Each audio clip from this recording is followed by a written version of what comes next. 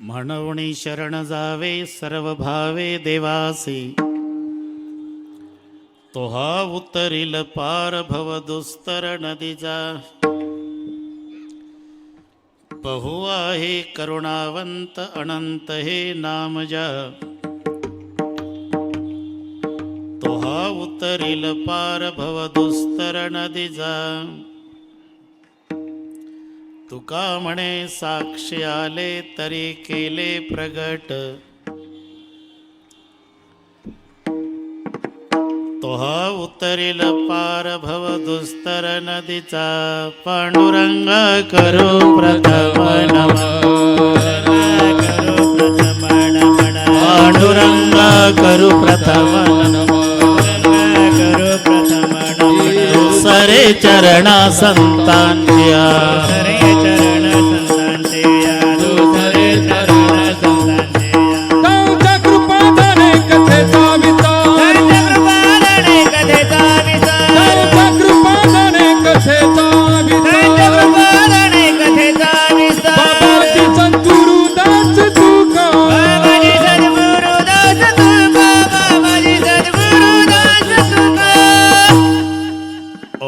ज्ञानेश्वरा करुणाकरा दडाळा तुमचा अनुग्रला धलो पावन झालो चराचरी मी कळा कुसरी काहीच नेने बोलतो वचने अतिभाविका. प्रथम नमन करुग्रनाथ उमाशंकराच्या सुता चरणावरी ठेवणी माथा साष्टांगे आता दंडवत. दुसरी वंदू सारजाचे चतुरांनाचे आत्मजा वाक सिद्धी पाविजे सहजातीच्या चरणवजा दंडवत. आता वंदू देव ब्राह्मण ज्यांचे पुण्य पावन प्रसन्न होते श्रोते जनतया माशी दंडवत. आता वंदू साधू सज्जन नित्य हृदय हरीचे ध्यान विठ्ठल नाम उच्चारती जनतया माशी दंडवत. आता नमो रंग भूमिका कीर्तने उभे होते लोका टाळ मृदंग श्रोते देखातया माशी दंडवत. ऐसे नमन करुणी सकळा हरिकथा बोले बोबड्या बोला ज्ञानी म्हणून पुल्या बाळा चालवे सकळा नामा म्हणे विठ्ठल. विठ्ठल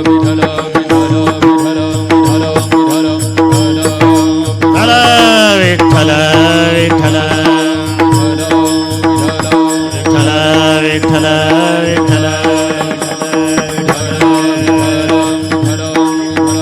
कुंडली गवरदा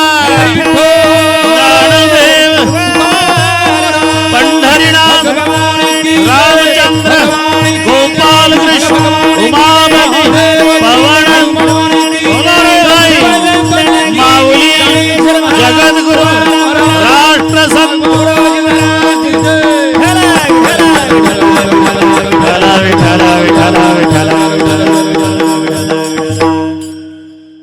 म्हणून शरण जावे सर्व भावे देवासी, तोहा उतरील पार भव दुस्तर नदीचा.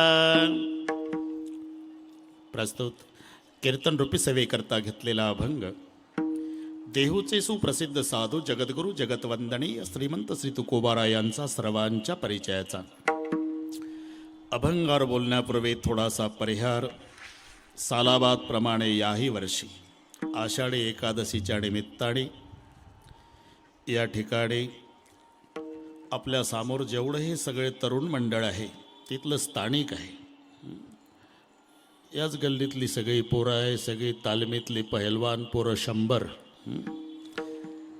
आणि त्या मुलांच्या द्वारा म्हणजे याचं प्रेरणास्थान माजी नगराध्यक्ष प्रभाकररावजी आधटराव ज्यांना आम्ही बाबा म्हणतो तेही व्यासपीठावर आहे. त्यांनी सहज आता आमचंही वास्तव्य इथं असल्यामुळे सहज एक दिवस विषय काढला की महाराज या ठिकाणी हे पूर्वी बांधकाम नव्हतं, पूर्ण ग्राउंड मोकळं होतं. राष्ट्रसंत तुकडोजी महाराजांचं रात्रभर भजन चालायचं आणि पूर्ण ग्राउंड रात्रभर भरून असायचं. ते गेल्यापासून इथे काही कार्यक्रम होत नाही. म्हटलं बाबा मग आपण एकादशीची पद्धत सुरू करू.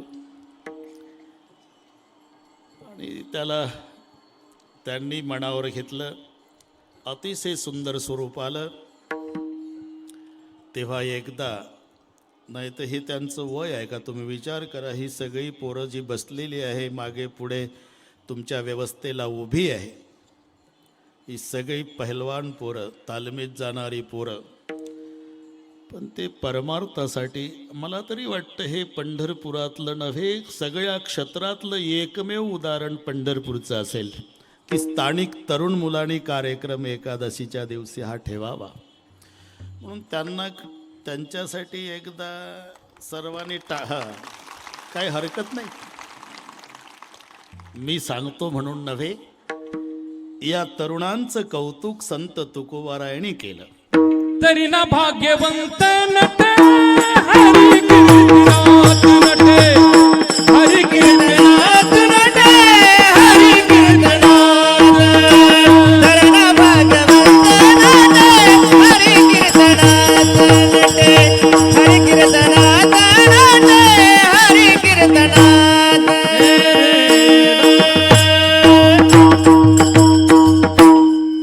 तरणा भाग्यवंत नटे हरी कीर्तनात.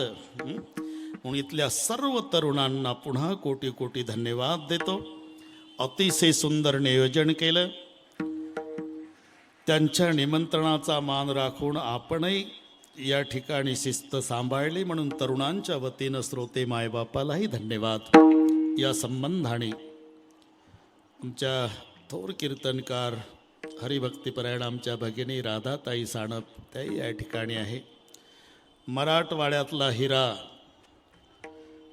भारत महाराज पठाडे, त्याचं वय पहा.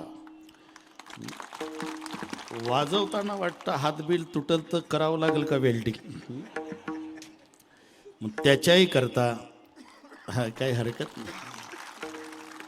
आमचे नेहमीचे हरिभक्तीपरायण गायनाचार्य निळोबाराय महाराज सूर्यवंशी, रविदास महाराज जगदाळे, रविदास महाराज मस्के, ठाकरे महाराज, अश्विन कुमार महाराज, तुकाराम महाराज, आमचे भाऊच्या मठातले सर्व टाळकरी, विनेकरी, भालदार, चोपदार, व्यासपीठावरील सर्व मान्यवर आणि माझा आवाज जाईल तिथपर्यंत जमलेले सगळे वारकरी, पुन्हा एकदा मस्तक हे पायावरी, मस्तक हे पायावरी, मस्तक हे पायावरी, मस्तक हे पायावरी. व्यवहार करे संतांचा, वारकरी संतांचा. या वारकरी संतांच्या, या वारकरी संतांच्या, या वारकरी संतांच्या, या वारकरी संतांचा. मस्तक हे पायावरी, या वारकरी संतांचा, या वारकरी संतांचा, या वारकरी संतांचा. मस्तक हे पायावरी, या वारकरी संतांचा, या वारकरी संतांचा, या वारकरी संतांचा. सर्वांना नमस्कार. तुमच्यापर्यंत आवाज पोचवायचं दरवर्षीची सेवा केली ते आमचे आता ज्यांचा स्वागत सन्मान व्यासपीठावर बाबांनी केला ते दीपक भाऊ पवार कोपरगाव, विनामूल्य सेवा, त्यांनाही धन्यवाद. फक्त त्यांची एकच अट आहे, महाराज डिझेल देऊ नका, फक्त आत येण्याची परवानगी काढून द्या. ते कामगिरी आम्ही राहुल पाटलावर सोपवली. 8 दिवसापूर्वीच VIP पास आणून दिली, VIP. त्यामुळे आता पुढच्या वर्षीचा तोही प्रश्न मिटला. आता हे सगळे मंडळ आम्ही बाबा आहोत तोपर्यंत तुमचा साऊंड लागतो. हां, म्हणजे एक नव्हे एकल्याचा खेळ, आनंद आहे बस. आज के आनंद की भी जय. विठ्ठल विठ्ठल.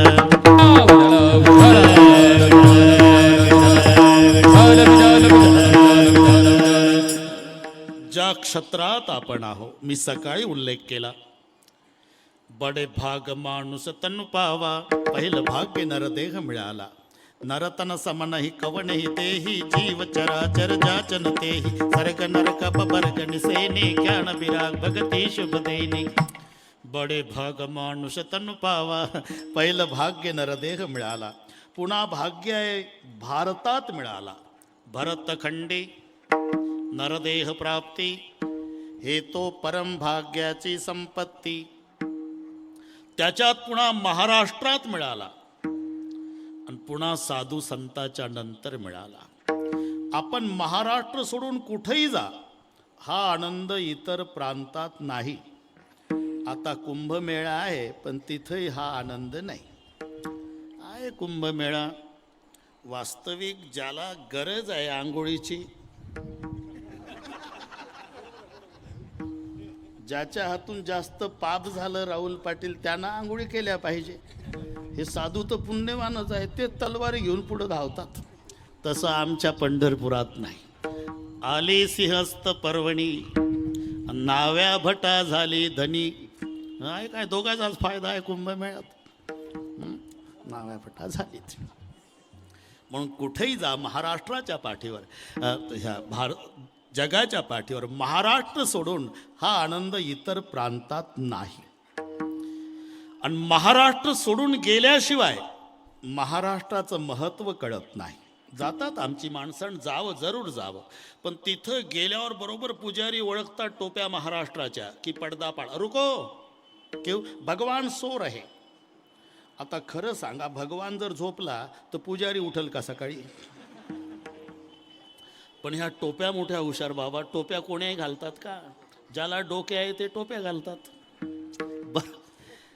बरोबर डोके चालत. अजी महाराष्ट्र से आए, बहुत दूर से आए, कुछ करो, दर्शन तो करना है. तो 100 रुपये निकालो. प्रत्येकाने 100ची नोट दाखवली, पडदा बाजूला, करो दर्शन. का झाला म्हणतो भगवान जागा. तुझ्या बापाचा गडी आहे का भगवान? 100 रुपयात उठवतो भगवान. नाही दिले तर झोपला म्हणतो भगवान का? उसात दारे धरतो का तुझ्या? आणि एवढं करून 25 फुटाहून दर्शन. मग आमच्या महाराष्ट्राच्या वारकऱ्याला वाटतं इतका लांबून खर्च करून आलो तरी 25 फुटाहून दर्शन. अरे मग आपल्या महाराष्ट्राचा विठोबा नाही का बरा? 15 दिवस जर्मनच्या ताटात आमटी भात खात ज्ञानबा तुकाराम म्हणत यायचं आणि इथे येऊन त्याच्या पायावर डोकं ठेवायचं. त्याचे पायी घाला मिठी, त्याचे पायी घाला मिठी. त्याचे पायी घाला मिठी, त्याचे पायी घाला मिठी. मूलने घे जग जेठी, मूलने घे जग बोलणे गे जगजेठी, बोलणे गे जगजेठी. भावा एकासाठी, भावा एकासा. भावा एकासाठी, भावा एकासाठी. खांदावा आपुल्या, भांडवा हे आपुल्या, खांदावा आपुल्या. भांडवा हे आपुल्या. त्याचे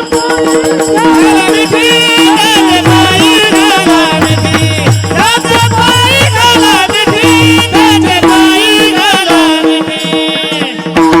घाला मिठी, त्याचे पायी घाला मिठी. घाला मिठी, त्याचे पायी घाला मिठी. त्याचे पायी घाला मिठी, त्याचे पायी घाला मिठी.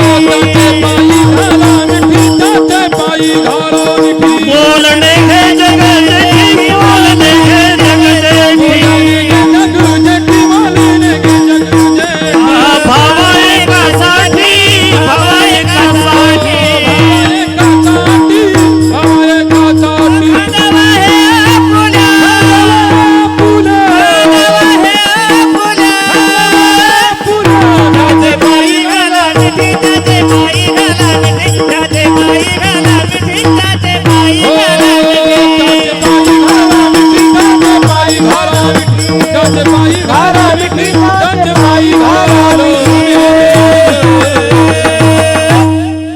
त्याचे पायी घाला मिठी. पायावर डोकं टेकवून दर्शन घेता येतं ते महाराष्ट्राच्या दैवताचं. ऐशी चंद्रभागा, ऐसे भीमा तीर, ऐसा विटेवर देव कोठे, ऐसे संतजन, ऐसे हरिदास, ऐसा नामघोष सांगा कोठे. मग बाकीच्या यात्रा किती करा, पण हिशोब सांगताना काशीच्या 5 आणि द्वारकेच्या 3, याचं जेवढं पुण्य आहे, तेवढं पंढरीसी जाण एक वेळा. पंढरीसी जाण एक वेळा, पंढरीसी जाण एक वेळा. काची अंतपात द्वारकेच्या तीन पंढरीची जाण एक वेळा, पंढरीची जाण एक वेळा. द्वारकेच्या तीन पंढरीची दार एक वेळा, पंढरीची दार एक वेळा. काशी यात्रा 5, द्वारकेच्या 3, पंढरीसी जाण एक वेळा. असं पवित्र क्षत्र आहे. अभंगही सर्वांच्या परिचयाचा आहे. पण या अभंगाचा प्रारंभ एका मजेदार शब्दाने आहे, मनवणी. आणि हा मनवणी सर्वांच्या परिचयाचा आहे. मनवणी शब्द आला की त्याच्या मागे काहीतरी संदर्भ नक्कीच असतो. त्याला संस्कृतमध्ये अतः म्हणतात. अतः अतः शब्दाचा अर्थ म्हणवून होतो. अहम संस्कृतम न जानामि अतः न कथयामि अहम श्रोतुम इच्छामि. अतः अतः शब्दाचा अर्थ म्हणून. म्हणून तर म्हणतो असं म्हटलं की समजायचं याच्या मागे संदर्भ आहे. जसं ते एक दृष्टांत दिला जातो. एक महिला, ताकाचा माठ डोक्यावर आहे, गारठ्याचे दिवस, पहाटेची वेळ, पाय वाटेनं जंगलातून जात असताना तिला ठेच लागली, खाली पडली. ताकाचा तो भरलेला माठ मातीचा फुटला, ताक सांडलं आणि त्या फुटलेल्या माठाजवळ रडत बसली. रडत असताना योग असा की तिकडनं एक संन्यासी भगव्या वेशाचे, आणि त्यांनी ती रडणारी माऊली बघितली आणि संन्याशाचं अंतकरण द्रवलं. संत हृदय नवनीत समान, कहा कभी न परी कहई न जाना, निज परिताप द्रवई नवनीता, पर दुःख द्रवई संत सुपुनीता. संताच्या हृदयाला लोण्याची उपमा दिली, पण लोणी उपमेला कमी पडतं. याचं कारण आहे, लोणी तापवण्यासाठी अग्नीची गरज आहे. संताचं हृदय द्रवण्यासाठी जाळ घालायची आवश्यकता नाही. म्हणून अग्नीच्या संबंधाने द्रवत ते लोणी, पण दुसऱ्याचं दुःख पाहून द्रवत ते अंतकरण संताचं. परदुःख द्रवई संत सुपुनीता. आणि महात्माजी तिथे आले. त्यांनी त्या रडणाऱ्या मावशीची चौकशी केली. का रडता मावशी? मग तर जोरात रडू लागली. कारण अनोळखी ठिकाणी अनोळखी व्यक्तीने जर कारण, माणसं ती कारण सांगत नाही, पुन्हा रडतात. अहो का रडता मावशी? आता किती दिवस रडल्या म्हणजे हे तुमचं 2 रुपयाचं ताक तुम्हाला प्राप्त मिळेल, प्राप्त होईल आणि पुन्हा तो माठ वापस येईल. कशाला रडता 2 रुपयाच्या माठासाठी, त्या 2 रुपयाच्या ताकासाठी? तेव्हा ती मावशी म्हणाली, महाराज मी या 2 रुपयाच्या ताकासाठी आणि माठासाठी रडत नाही. मग मी राजाची राणी होती. राजाची राणी? हा. आणि मग ताक का विकता? अहो ते आठवलं म्हणून रडते. विठ्ठल विठ्ठल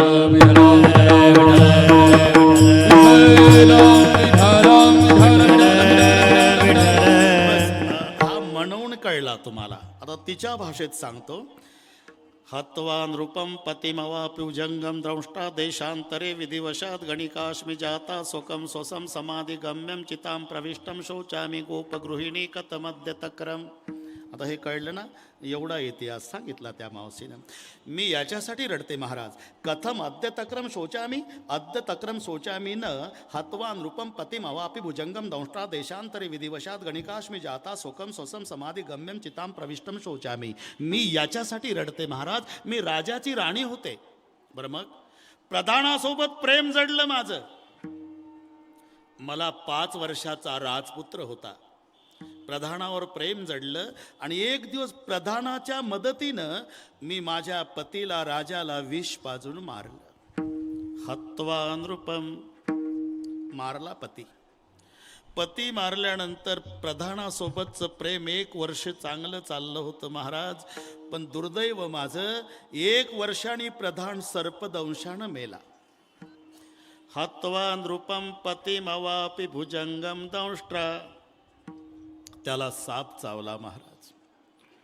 मी उदास झाले. तेव्हा माझा पुत्र राजपुत्र 6 वर्षाचा होता. एके रात्री त्याला तसंच नगरात टाकून दिलं, दूर देशात निघून आले. काय करावं, पोट भरायचा व्यवसाय म्हणून मी स्वरूपवान राजाची राणी वेश्येचा व्यवसाय सुरू केला महाराज. वेश्येचा 1-2 दिवस नाही, 20 वर्ष. देशांतरे विधिवशात गणिकास्मि जाता. मी वेश्या झाली महाराज. आणि 20 वर्षे माझा वेश्या व्यवसाय चालला. काळ भराभरा गेला. माझा मुलगा राजपुत्र 26 वर्षाचा झाला. तोही वेश्या भोगीच निघाला. माझी कीर्ती त्याच्या कानापर्यंत पोहोचली आणि कीर्ती ऐकून तो माझ्यापर्यंत आला. त्याला माहिती नाही वेश्या माझी आई आहे, आणि मला माहिती नाही हे ग्राहक माझं पुत्र आहे. जगात जे घडलं नाही ते पाप आमच्या माय लेकराच्या हातून घडलं महाराज. मी तुम्हाला सांगत नाही, ती ताकाचा माठ फुटलेली मावशी रडून हा इतिहास त्या साधूला सांगते. विठ्ठल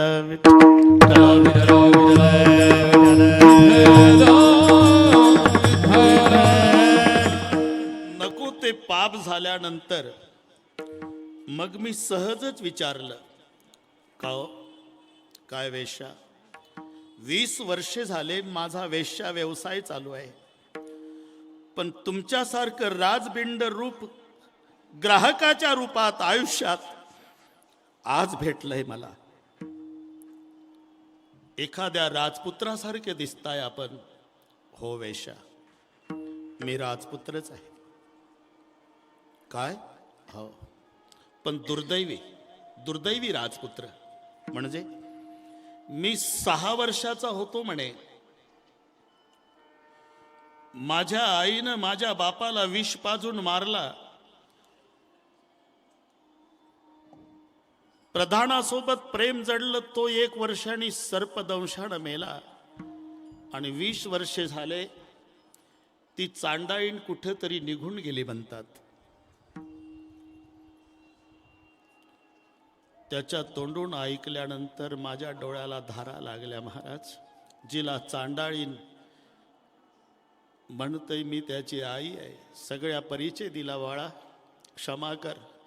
5 वर्षाचा असताना तुझा बाप विष पाजून मी मारला.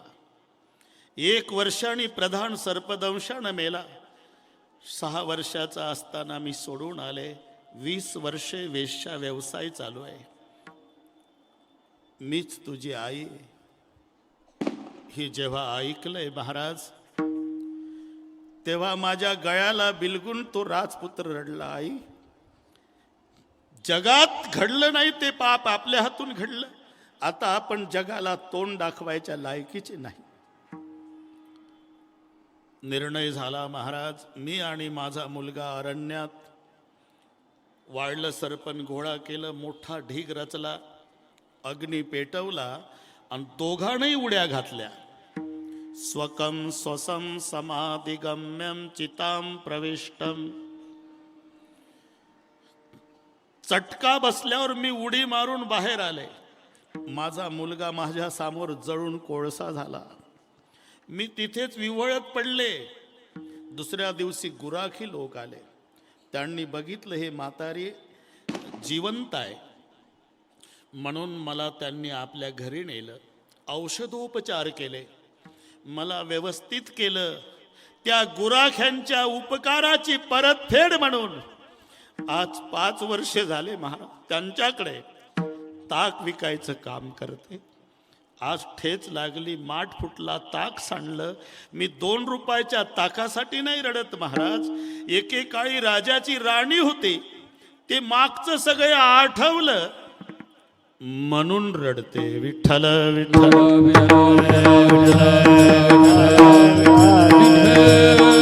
पुंडलिक वरदा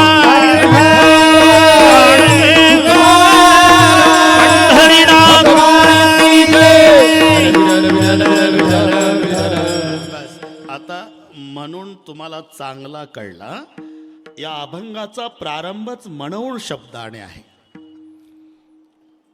आणि म्हणूनच्या मागे हा संदर्भ आहे. कारण शेवटची पाळी एक मनुष्य जन्म. मी सकाळी प्रमाण सांगून गेलो. बुद्धीचा पालट धरा रे काही, मागुता नाही मनुष्य जन्म. आणि हा मानवाचा जन्म पुढचे सर्व जन्म संपवण्यासाठी मिळालेला आहे. म्हणून तुकोबाराय म्हणतात, म्हणवाणे शरण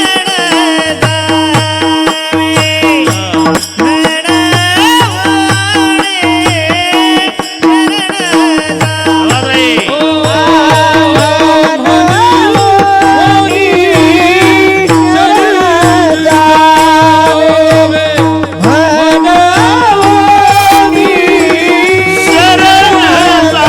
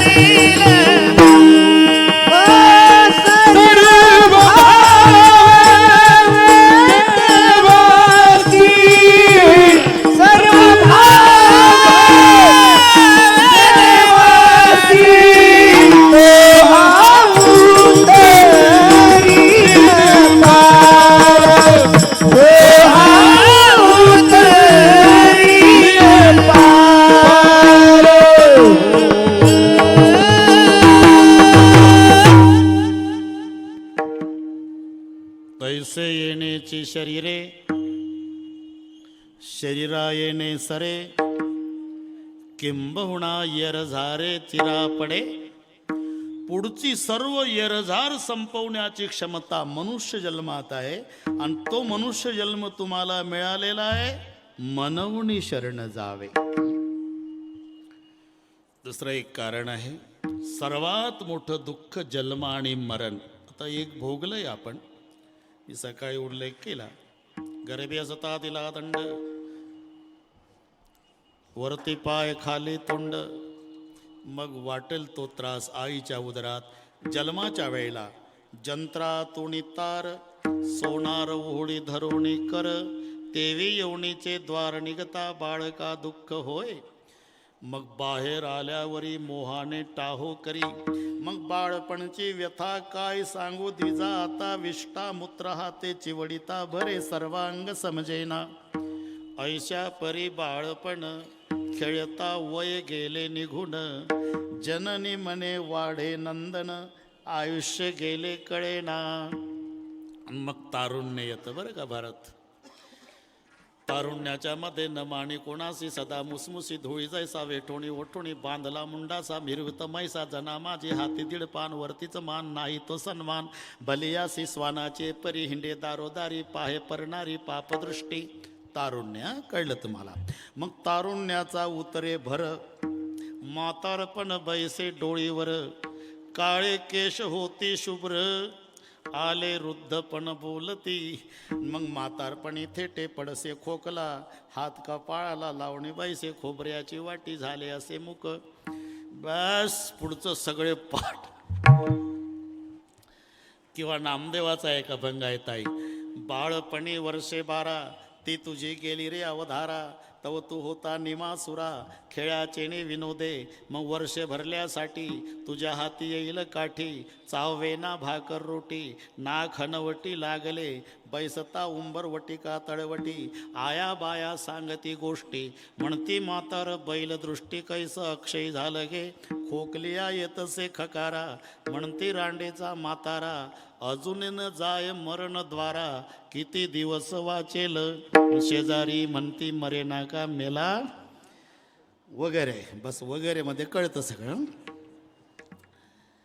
आणि मग मरणाचं दुःख, एक एक रोमाच्या ठाई, सहस्त्र विंचवाची वेदना पाही, एका केसाला 1000 विंचू चावल्याची वेदना. म्हणजे मरणाचं दुःख 3.5 कोटी केस प्रत्येक माणसाला आहे. मी मोजले नाही. आजचं कीर्तन संपल्यावर जर कोणी लागलं उद्योगाला, काय सांगता येतं का कोण काय उद्योग करल, आणि त्याला जास्त केस भरले तर समजायचं तो दाट केसाचं असलं पाहिजे, आणि कमी भरले तर पातळ केसाचं. अकबर बिरबलचा दृष्टांत. बिरबल जी सरकार. आणि दिल्लीत कावळे किती? 1,54,543. बरोबर बरोबर. जास्त भरले तर बाहेरचे कावळे दिल्लीत आले समजा, आणि कमी भरले तर दिल्लीतले पंढरपूरला गेले समजा. तस 3.5 कोटी केस प्रत्येकाला आहे. म्हणून माणूस माणसाला भेटतो ना, तेव्हा 4 गोष्टी प्रगट होतात. पहिलं कोण भेटतंय? 4 मिले 64 खिले, 20 रहे करजोर, हरिजन से हरिजन मिले, निहसे 7 करोड. 4 मिले म्हणजे हे त्याच्याकडे पाहतं ते याच्याकडे पाहतं. दोघाची भेट जेव्हा माणसाची होते तेव्हा पहिली भेट 4ची होते. हे आकडे नीट ऐका. दोघाची भेट झाली म्हणजे 4ची झाली. याचे 2 डोळे आणि त्याचे 2, नाही तर आंधळ्यापासून आंधळे गेलं दोघालाही कळत नाही. पहिली भेट सूक्ष्म चिंतन करा आपण. पहिली भेट डोळ्यांची आहे. याला म्हणतात 4 मिले, म्हणजे त्याचे 2 आणि याचे 2. 4 मिले. मग पुढं 64 खिले. तुमचं बरं चाललं का? तुमचं बरं चाललं का? हे हसतं ते हसतं, दोघाच्या दाताची बेरीज. हा, आता हिशोबाला बरोबर. बस आता अख्खं कीर्तनच समजलं. पुन्हा एकदा सुरुवातीपासून. 4 मिले म्हणजे दोघाचे डोळे, याचे 2 त्याचे 2. 4. 64 खिले, दोघाच्या दातांची बेरीज 64, याचे 32 त्याचे 32. 20 रहे कर जोर, दोघही हात जोडतात ना, याच्या हाताची बोट 10, त्याच्या हाताची